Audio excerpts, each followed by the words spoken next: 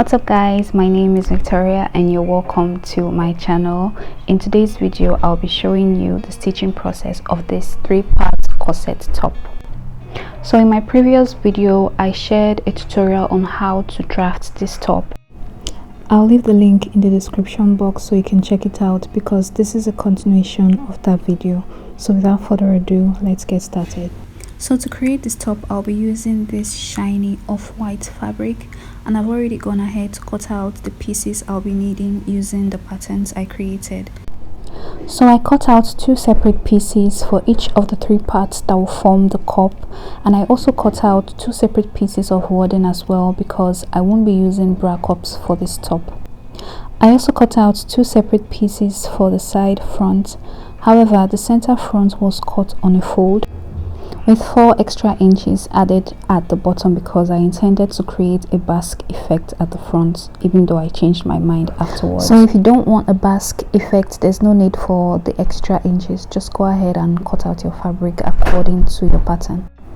I also added 1/2 inch seam allowance to the side front and center front for joining, and I did the same for the bra cups, but I didn't add any seam allowance to the warden. So for the back piece, I just cut out the fabric using the exact measurement of the back pattern, but I took away 1/4 inch along the zipper, as you can see, just to avoid zip bulge at the back. So now it's time to join our pieces together, and I'll begin with the warden. Like I said, I didn't add any seam allowance when cutting out this warden because I'll be joining them together using a zigzag stitch. So I already made all my notches to indicate which side goes to the center front and which side goes to the side. So I'll just head over to the sewing machine and sew these pieces together. Using a zigzag stitch, I'll be sewing together the 2 bottom pieces to create one piece before attaching it to the top piece.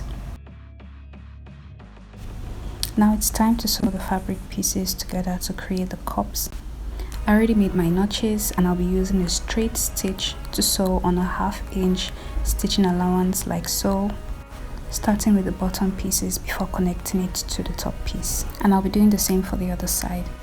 So I'm done creating the cups, and now it's time to attach the warden to the fabric, and I'll be using my tailor's hammer to press the shiny part of the warden to the wrong side of the cup like so, and I'll do the same for the other cup as well. So when you press the warden to the fabric this way, it just causes it to stick and prevents it from moving around, which makes it easy when you're attaching the cups to the center front.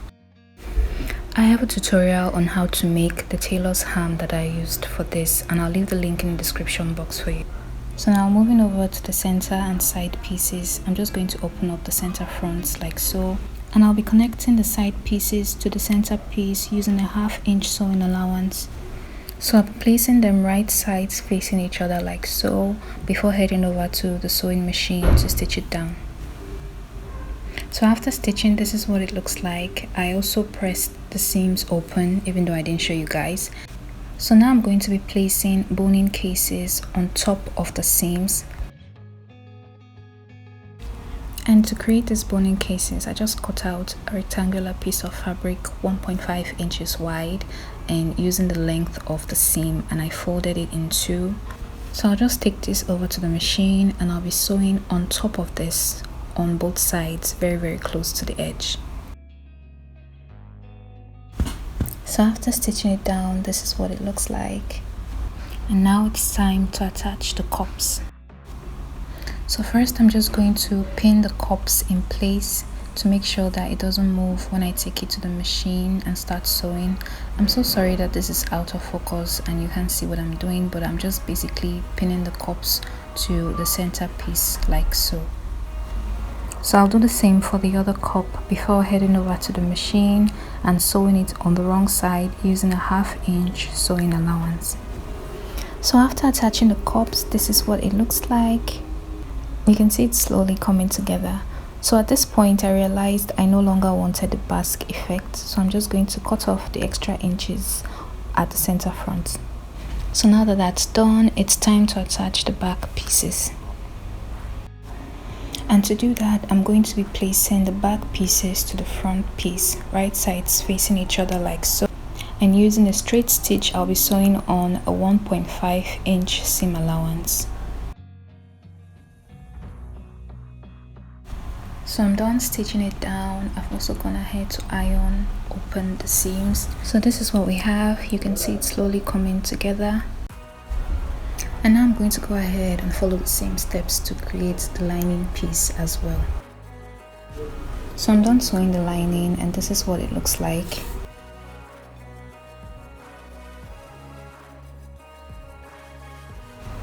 So before attaching my lining to the fabric, I'm going to insert the remaining boning cases.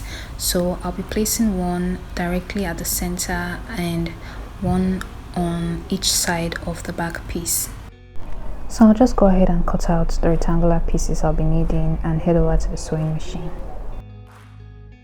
So guys, I'm done adding the boning cases. I placed one directly at the center like I said, and the other two were placed 4 inches away from the zipper allowance.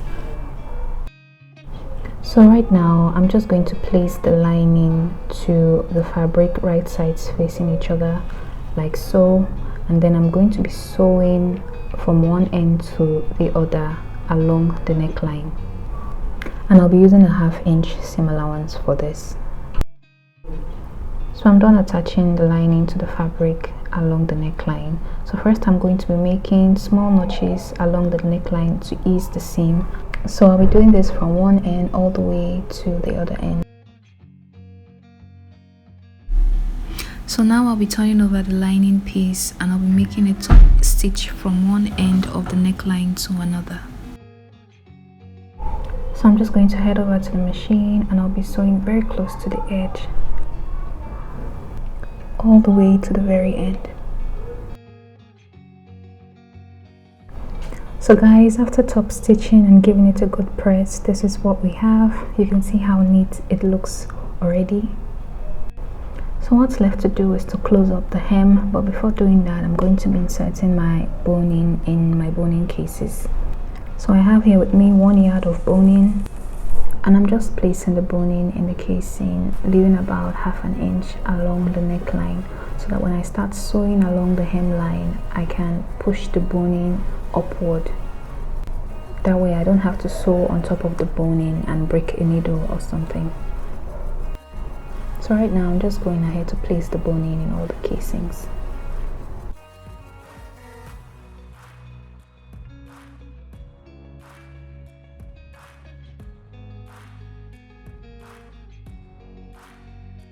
I'm all done with that, so I'll just go ahead and trim out the extra lining along the zipper allowance. Then I'm going to open up the lining and place it on top of the fabric, right sides facing each other. And I'm going to be sewing along the hemline from one end to another like so, using a 1/2 inch seam allowance. And then I'm going to be flipping it over to the right side like so. And now this is what we have. Can you see how beautiful that's looking? So now all that's left to do is to attach the zipper, and that will be all for this top.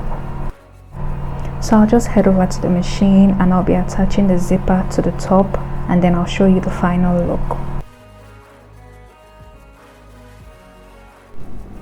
So guys, after attaching the zipper, the corset top is ready, and this is what we have.